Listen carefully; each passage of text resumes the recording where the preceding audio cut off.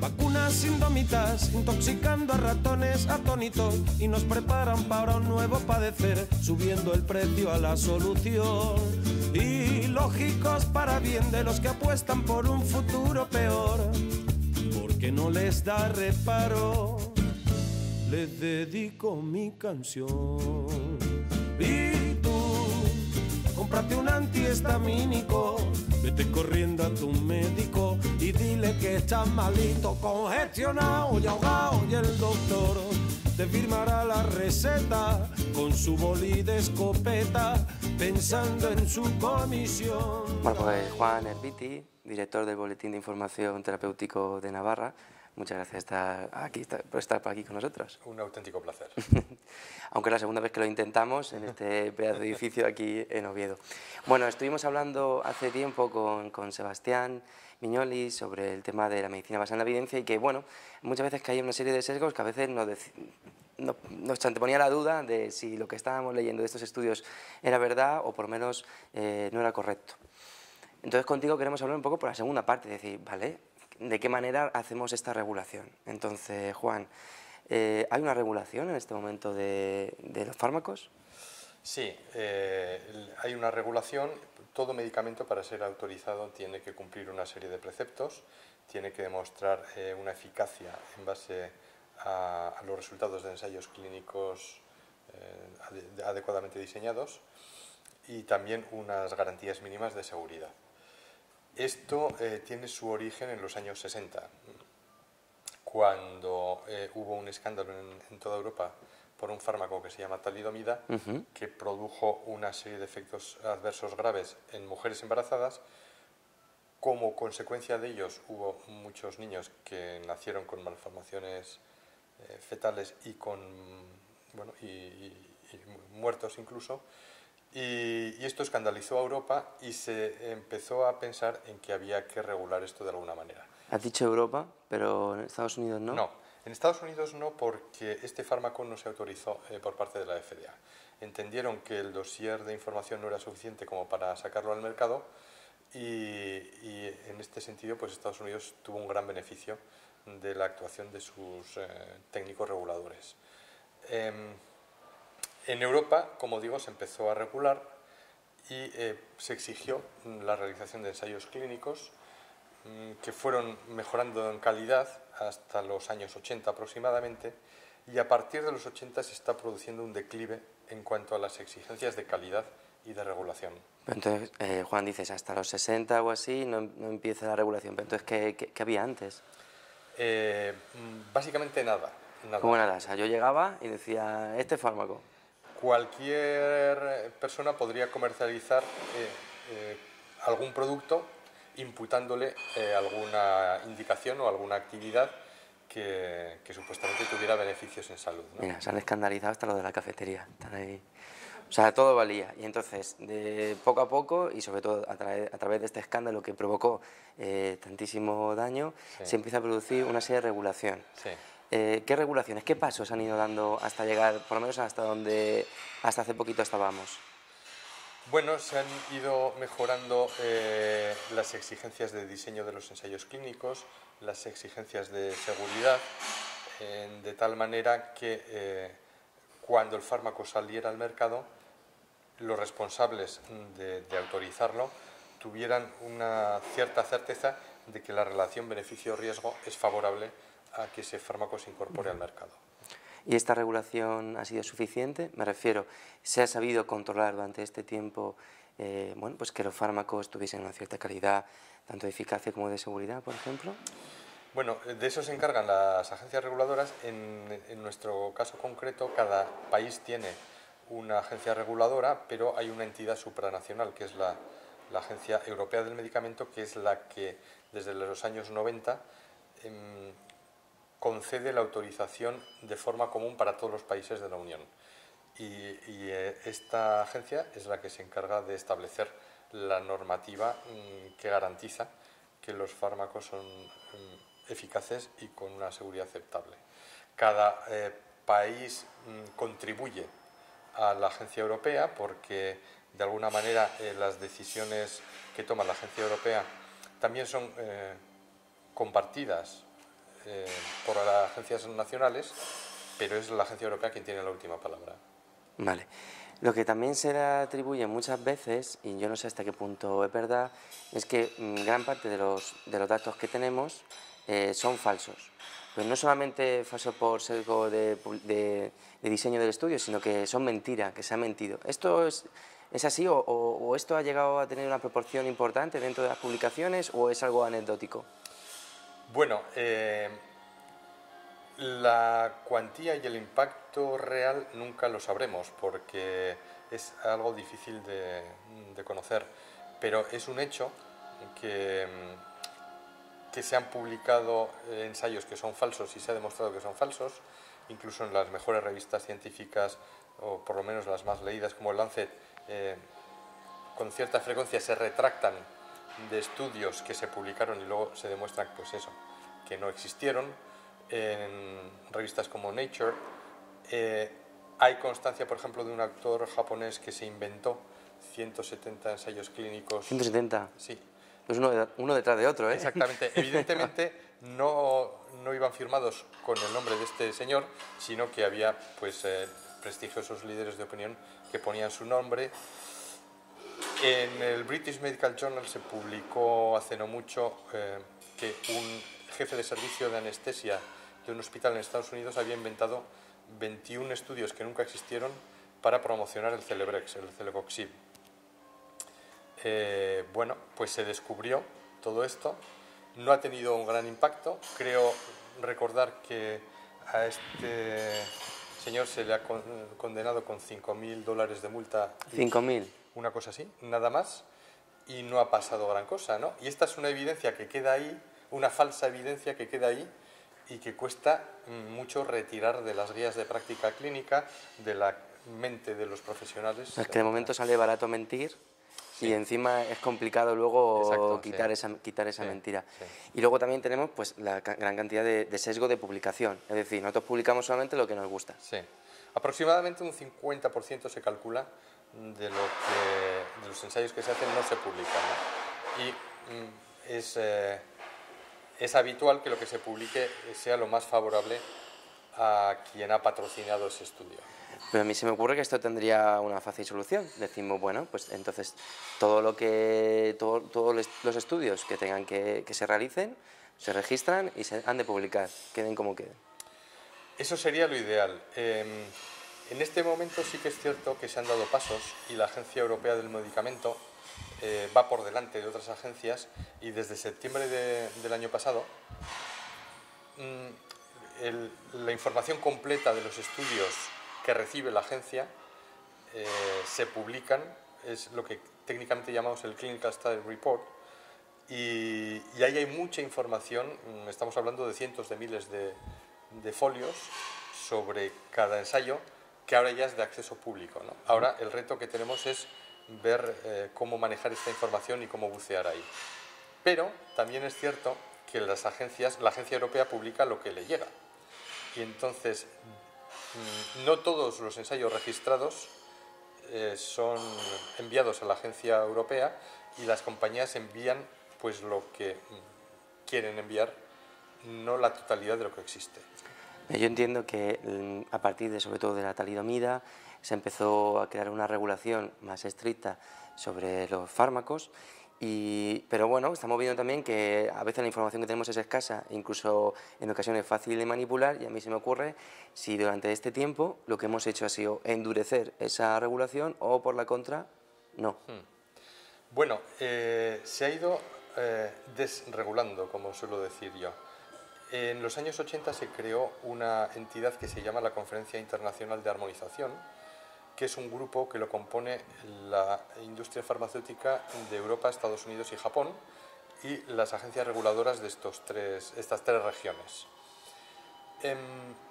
Se reúnen con la idea de ir discutiendo, debatiendo aspectos de autorización y regulatorios, y estos acuerdos se transponen a las normativas de estas regiones.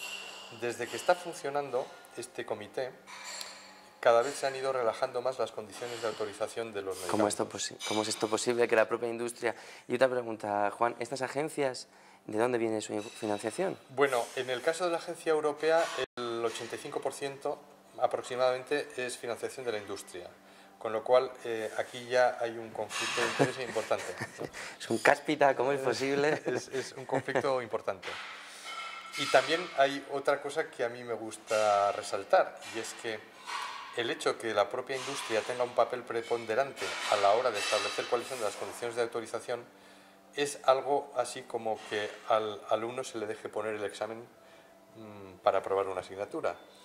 Creo que no tiene mucho sentido, pero es la realidad que estamos viviendo, ¿no? Y esto, sin duda alguna, pues está haciendo que las condiciones de autorización se vayan relajando.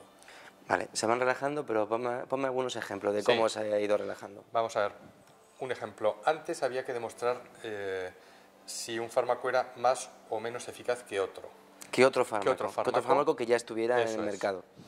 Ahora se admite salir al mercado con estudios de no inferioridad, es decir, yo no soy peor que este otro fármaco, pero ese yo no soy peor puede ser un poco engañoso porque se permite un margen de seguridad, un margen de confianza que en términos estadísticos se le denomina delta, que puede ser muy generoso, que se establece a criterio del investigador, que no hay unos criterios objetivos y que en la práctica lo que hace es fármacos que claramente son peores pues van saliendo al mercado como no inferiores a los que ya hay, ¿no? O sea que no soy peor, pero un poquito peor sí que soy. Sí, pero no tan peor, no tan peor como... a criterio del investigador del estudio, ¿no? El plan de gestión de riesgos también es algo peligroso. Antes había que demostrar con una cierta fiabilidad que el fármaco era más o menos seguro. Ahora, cuando en el plan de desarrollo se objetivan datos o señales de seguridad preocupantes, no impiden que el fármaco salga al mercado. ¿Cómo es esto? Bueno, porque el plan de gestión de riesgos lo permite y lo que se hace es establecer un plan para que, una vez autorizado el medicamento, se verifique si estos riesgos realmente existen y en qué medida, a base pues, de estudios posobservacionales en fase 4 o algún otro tipo de intervención, ¿no? Entonces hay que dejarlo todo casi para la fase 4. Claro, pero lo que ocurre es que en muchas ocasiones estos estudios no se hacen o se dilatan tanto en el tiempo que el fármaco, hay veces que ha caducado su patente para cuando tenemos estos datos que se deberían haber exigido en el momento de la autorización, ¿no? Con lo cual, este plan de gestión de riesgos se convierte en una forma de autorizar una salida rápida al mercado a expensas de perder garantías de seguridad de los medicamentos, ¿no? Por ejemplo, se puede también comparar con placebo en vez de comparar con el medicamento que ya está en curso. Hay muchos medicamentos, pues por poner ejemplo, el Parkinson. Todo el mundo sabe que el Parkinson hay que tratarlo con dopa o con agonistas dopaminérgicos y sin embargo seguimos autorizando medicamentos frente a placebo y medicamentos que se sospecha que son peores que las que ya hay, pero por el hecho de ser mejor que el placebo sale al mercado, ¿no? O el tema de las variables intermedias. A la gente lo que le preocupa o lo que le interesa es que el medicamento sea eficaz a la hora de producir ganancias en salud importantes, o que te mueras menos, o que tengas menos infartos, sí, menor riesgo de infarto, o lo que sea, ¿no? Pero la autorización ahora descansa en variables muy ambiguas, cuya relevancia clínica a veces es cuestionable. A mí me gusta poner el ejemplo de los bifosfonatos, por ejemplo. Se autorizaron en base a el aumento en densidad ósea. ¿Tenemos garantías de que el aumentar la densidad ósea con estos medicamentos reduzca el riesgo de fracturas? No. Esto es lo que siempre se dice, ¿no?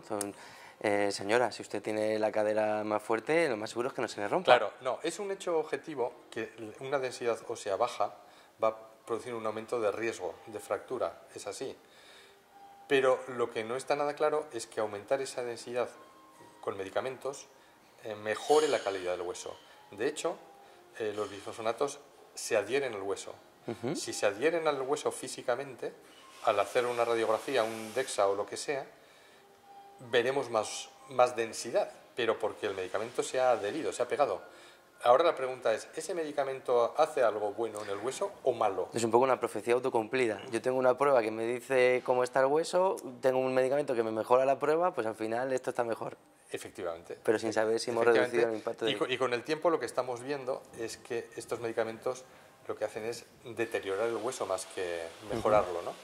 Y por tanto, hemos aprobado medicamentos en base a una variable débil, y lo vamos a ir pagando en salud y en dinero con el tiempo. Vale. También se me ocurre que habrá a lo mejor, bueno, pues algún tipo de excepciones a la hora de comercializar estos fármacos. Me refiero, por ejemplo, pues, no sé, en enfermedades muy graves que quizás no tengamos medicamentos, pero ante lo último que nos queda, pues por lo menos probamos. Sí. Hasta hace no mucho, hasta el año 2006 concretamente, había una única forma de aprobar los medicamentos, y es que los expertos de las agencias hacían un balance de riesgo y autorizaban o no un medicamento, ¿no? Y este criterio se aplicaba por igual a todos los medicamentos, pero en este año, en el 2006, se incluyó la autorización condicional. Esto consiste en que aquellos medicamentos útiles para patologías amenazantes para la vida, como es el cáncer, o medicamentos para los que no hay ninguna alternativa en el mercado, situaciones de urgencia vital, etc., se podía autorizar el medicamento con menos evidencia, con estudios en fase 2, poquitos pacientes, etc., pendientes de que más adelante se completasen estudios adicionales que confirmaran la eficacia de estos medicamentos y la seguridad también. De esta manera, muchos productos del ámbito de la oncohematología han salido al mercado, pero son raros los que llegan a desarrollar ensayos en fase 3 y que completan el dossier de tal manera que tengamos garantías de su eficacia y seguridad. Es decir, una vez que se consigue el acceso temprano, normalmente se pierde el interés en completar la información sobre este medicamento, y ahí tenemos una laguna muy importante. Y luego hay otra autorización que es la que se llama bajo circunstancias excepcionales. Esto se dedica a los medicamentos huérfanos, que se supone que son medicamentos para patologías muy raras, en los que hay pocos pacientes.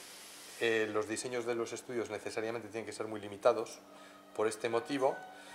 Y bueno, pues aceptamos aprobar medicamentos con una evidencia floja, por así decirlo, y también aceptamos que va a ser difícil alcanzar mejores niveles de evidencia precisamente por la rareza de la patología, ¿no? Pero a este respecto también hay cuestiones preocupantes, porque hay una gran inversión pública en estos medicamentos raros. La industria farmacéutica se está centralizando en el desarrollo de estos medicamentos, que está muy bien desde un punto de vista de salud pública, y en general es muy justo y está muy bien que los pacientes que han tenido la desgracia de tener una enfermedad rara tengan alguien que investigue, pero quizás se nos ha ido de las manos este tema, porque la financiación pública para el desarrollo de estos medicamentos es terrible, a pesar de que en gran medida están financiados por sistemas públicos. El precio es desorbitado y puede llegar a poner en peligro los sistemas de salud este tipo de actuaciones. Y para que veamos un poco el impacto, pues es importante reflexionar que el 25% de los medicamentos nuevos que se aprueban en Europa son huérfanos, son para enfermedades huérfanas. Es decir, que la inversión en investigación se está refocalizando totalmente hacia el mundo del huérfano, porque da mucho dinero, y hasta ahora no estamos teniendo resultados en salud muy relevantes a pesar de estas brutales inversiones, ¿no? Es un poco como castigar al enfermo dos veces. Una, por una enfermedad que hasta ahora ni siquiera ha sido tratada y mal diagnosticada, y luego que encima hacemos unos fármacos que, total, como las licencias son más fáciles de pasar, bueno, damos cosas de peor calidad. en base simplemente a decir, bueno, por lo menos tienen esto, ¿no? Por lo menos que no se quejen, que por lo menos tienen algo nuevo. Sí, sí. Y luego hay otro tema respecto a los huérfanos y que es muy importante, y es lo que llaman ahora la estrategia del salami. Hay patologías, por ejemplo, como el linfoma y medicamentos que pueden valer para distintos linfomas, pero las compañías lo que hacen es hacer un ensayo en linfoma de tipo tal, en linfoma de tipo cual, linfoma de tipo cual, de tal manera que cada uno de estos linfomas se puede convertir en enfermedad rara. Tienes una gran financiación pública para el desarrollo de ese producto, tienes unas mejores condiciones de exclusividad en el mercado, un precio mucho más alto, y para el siguiente linfoma lo mismo, aunque se trate del mismo medicamento el que se utiliza, y para el siguiente subtipo de linfoma lo mismo. Esto es el salami slicing que dicen en inglés. Trocean las indicaciones para conseguir grandes ventajas en términos financieros, pero que ni al sistema público ni a los pacientes les supone un beneficio claro, ¿no? Bueno, también, pero a mí se me hace un poco la idea también de decir, bueno, ya que es la industria la que investiga, pues que sea ella también la que ponga los precios, y es un negocio, ¿no? Yo me pregunto, ¿quién investiga realmente? O sea, ¿es la industria la que está investigando todo lo que luego consumimos? Bueno, normalmente la gente piensa que es la industria quien desarrolla fundamentalmente los medicamentos, y en volumen pudiera ser así, ¿no? Pero yo creo que es importante dejar claro que el 85% de los medicamentos son más de lo mismo, el Me Too que decimos en nuestra jerga, pero que del 15% que realmente aporta algo, aporta valor añadido a la sociedad, de estos medicamentos que aportan algo, las 2/3 partes los desarrolla el sistema público de Estados Unidos. Cáspita. Y esto tiene que ver con una ley, la ley de Bayh-Dole, que se aprobó en los años 80, en tiempos de Ronald Reagan, según la cual los trabajadores, funcionarios del sistema público de Estados Unidos pueden vender la patente de sus investigaciones de forma que el dinero es para ellos, no para el gobierno ni para las instituciones donde trabaja.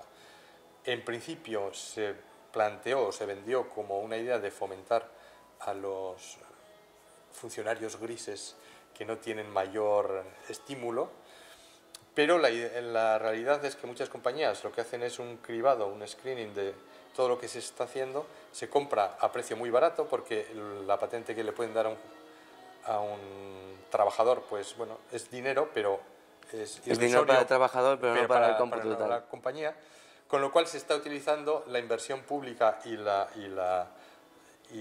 las mentes brillantes públicas para beneficio de las compañías privadas, porque luego se fija un precio desorbitante a ese medicamento, de modo que pagamos 2 veces por esto y unas cantidades realmente injustas, ¿no? Sobre el precio de los medicamentos se podría discutir muchísimo, ¿no? Pero ¿sabemos cuánto cuesta un fármaco, por ejemplo? Bueno, mucho menos de lo que nos hacen los cálculos las compañías, ¿no? Y un ejemplo de esto es el Sovaldi, por ejemplo, el Sofosbuvir, que lo hemos estado pagando a unos precios terribles. Fue un medicamento, pues bueno, asociado a una cierta polémica, y el Senado de Estados Unidos, por ejemplo, realizó una investigación para ver cuánto había costado realmente el desarrollo de este producto. Este producto lo desarrolló una empresa que se llama Pharmasset en California, y el Senado concluyó que como mucho costaba 50 y tantos millones de dólares el desarrollo de este producto. Esta empresa vendió el producto a Gilead, a una compañía americana también, por 11.000 millones de dólares la patente. No está mal de 55. De menos de 60 a 11.000 millones. Y quien lo compró por 11.000 millones lo hizo con intención de obtener unos grandes beneficios de este medicamento, ¿no? Y este es uno de los problemas que tenemos a la hora de la financiación de la sanidad, ¿no? Que hay una serie de maniobras de lucración, de pelotazo, con el mundo de los medicamentos que lo acabamos pagando entre todos. Pero entonces, Juan, no es una práctica habitual hacer una auditoría por cada fármaco que es... No. O sea, se fija un precio y no saben... Los precios se fijan en Europa, en principio se suelen fijar en primer lugar en Alemania o Inglaterra, a partir de ahí en el resto de países. En España hay un comité de precios de medicamentos, que es un comité interministerial, en el que, bueno, pues sinceramente no sé muy bien cómo funciona, porque no he tenido nunca conocimiento ni acceso, pero ahí negocia la compañía con distintos ministerios, el de Sanidad, Hacienda, Industria, etcétera, y llegan a acuerdos sobre los precios.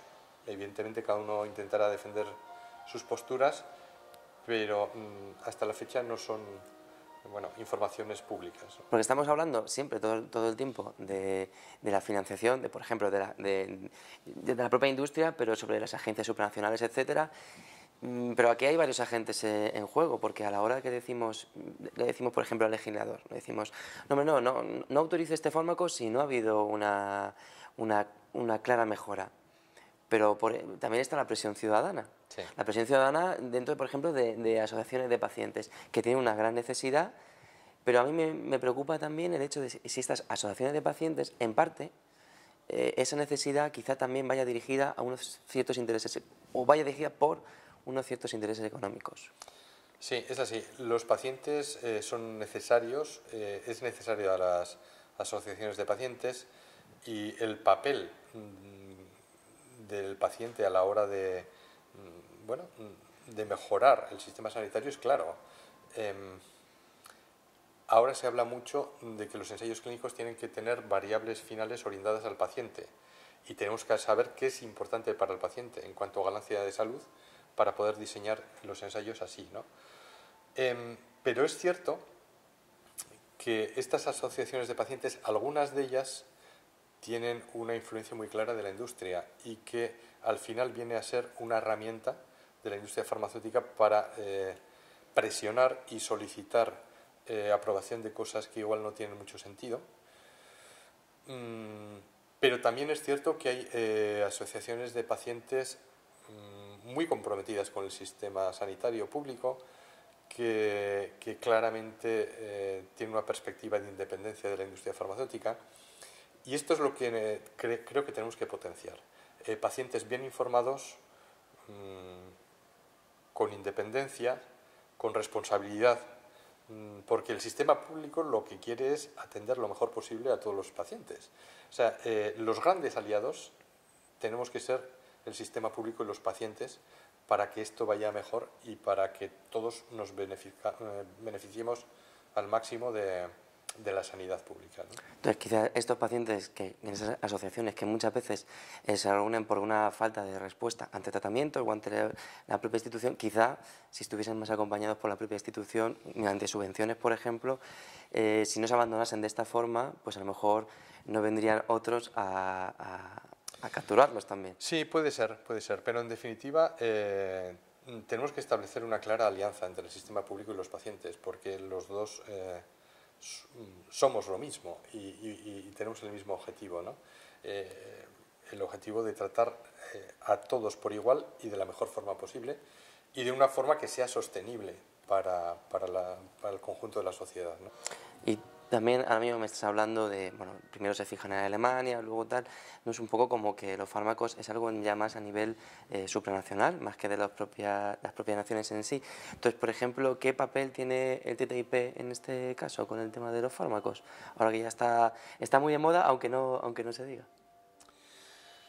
Bueno, todos estos acuerdos de comercio pues son la clave de todo. Y un tema del TTIP, la Organización Mundial del Comercio, etcétera, es la ley de patentes. Hay gente que se está planteando si procede o no seguir con esta ley de patentes. Yo pienso que sería muy razonable el replanteárselo. ¿Por qué? Porque, bueno, lo de las patentes es relativamente reciente, hace 2-3 décadas, no mucho más. Claro, en el momento que se registra un medicamento tienes 20 años de exclusividad en el mercado. De alguna manera es razonable compensar a la gente a las compañías que han desarrollado un nuevo medicamento. Pero esta ley actual de patentes no está fomentando la innovación realmente, no está fomentando el acceso equitativo a los medicamentos, no está garantizando la sostenibilidad de los sistemas de salud, sino todo lo contrario.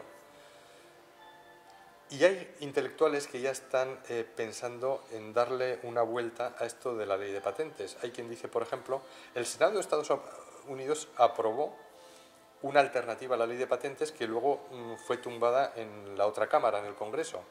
Y esta alternativa consistía en dar un premio a quien desarrollase un medicamento con un valor añadido claro. En vez de garantizar una exclusividad de mercado 20 años, a esta compañía se le dice, bueno, usted, pongamos por caso la hepatitis C, ha desarrollado este medicamento que realmente aporta un valor añadido importantísimo, pues le vamos a dar entre todos los usuarios un premio de X mil millones de dólares. Y esto sería más sostenible para todos, porque sería un dinero muy importante para la compañía, pero que podría permitir que el medicamento saliera a un precio muy asequible al mercado, que fuera usado rápidamente y por todos los enfermos afectados de forma sostenible y que no pusiera en riesgo los sistemas de salud, ¿no? Entonces, quizás habría que empezar a pensar en algo así.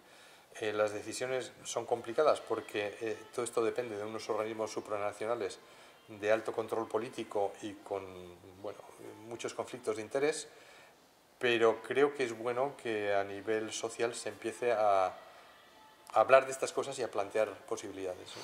Cuando estamos hablando de este mundo tan globalizado que también afecta a los fármacos, también me surge la duda de si, por ejemplo, a la hora de investigar, bueno, pues aquí en España quizá tengamos una legislación que pueda ser un poco más dura, o en Alemania o en Estados Unidos, pero quizás existe la posibilidad de decir, oye, chicos, me voy a investigar a otro sitio con una serie de normas que a lo mejor incluso se pueden negociar o se pueden... Sí, bueno, esto es una realidad también, ¿no? Ahora, por ejemplo, los ensayos clínicos son multicéntricos, se están haciendo en todos los continentes prácticamente, y cada vez es más frecuente el encontrar estudios en los que los resultados observados en Europa y en Estados Unidos son unos, y en Asia, Latinoamérica otros, y cuando se juntan todos los pacientes de todos los continentes, pues el resultado final es algo diferente o contrario a lo que se vio en Estados Unidos y en Europa, ¿no? Sin que haya razones médicas de raza como para justificar estas diferencias. Que no es el clima, ¿no? Que no es... Efectivamente, ¿no? Entonces, es un tema importante. Hay agencias de tecnología sanitaria como la alemana, IQWiG, que recomienda solamente a su gobierno las recomendaciones que hace para el uso de los fármacos los basa en los resultados obtenidos en Europa y no en otros países, por ejemplo, ¿no?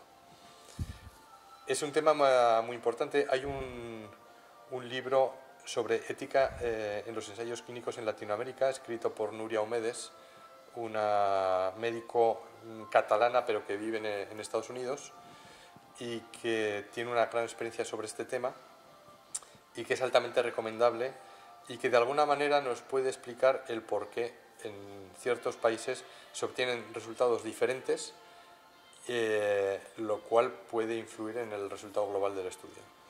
Y ya finalmente, Juan, si quieres, para terminar, a mí me parece que estamos un poco, como en muchos otros campos, un poco vendidos en cuanto, por ejemplo, a la regulación, porque si estamos hablando de que es algo todo tan supranacional, de que, bueno, está la EMEA, está el FDA, etcétera, al final, ¿los gobiernos tienen campo de actuación a la hora de realizar medidas o esto es simplemente esperar a que la Unión Europea o Estados Unidos diga un día? Bueno, pues como todo en la vida, hay cosas en las que uno puede hacer algo, otras en las que puede hacer menos, pero yo creo que en todo caso es bueno estar informado de cuál es la realidad de las cosas para luego poder exigir a quien tenga capacidad de decisión, que se tomen ciertas medidas. Y luego siempre está la decisión individual. Quiero decir, si un médico está bien informado y ve que un medicamento se ha aprobado en unas condiciones un poco extrañas o con poca evidencia, siempre tiene la posibilidad de usar otro medicamento. Y aquellos sobre los que tienen una mala evidencia, pues sencillamente no usarlos. O, por ejemplo, los sistemas de salud, decidir financiar o no. Porque al margen de que los reguladores tomen decisiones que a veces pueden ser cuestionables, hay una entidad que paga. En nuestro caso, el Sistema Nacional de Salud. Entonces, bueno, es decir, que no todo lo autorizado tiene por qué estar financiado. Exactamente.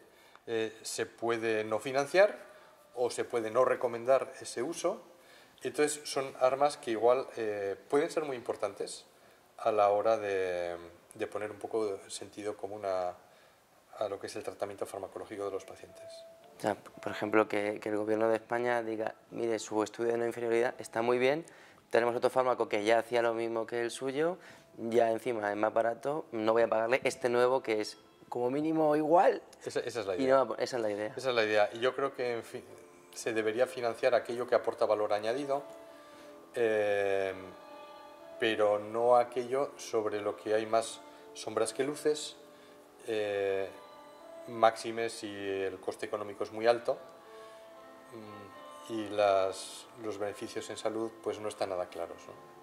Bueno, pues Juan, un placer. A vosotros. Te seguiremos siguiendo en el Beat. Un placer estar aquí con este hilo musical ahora y antes el de la cafetería, pero bueno, hemos hecho lo que hemos podido. Muchas gracias, un gusto. Gracias, Carlos.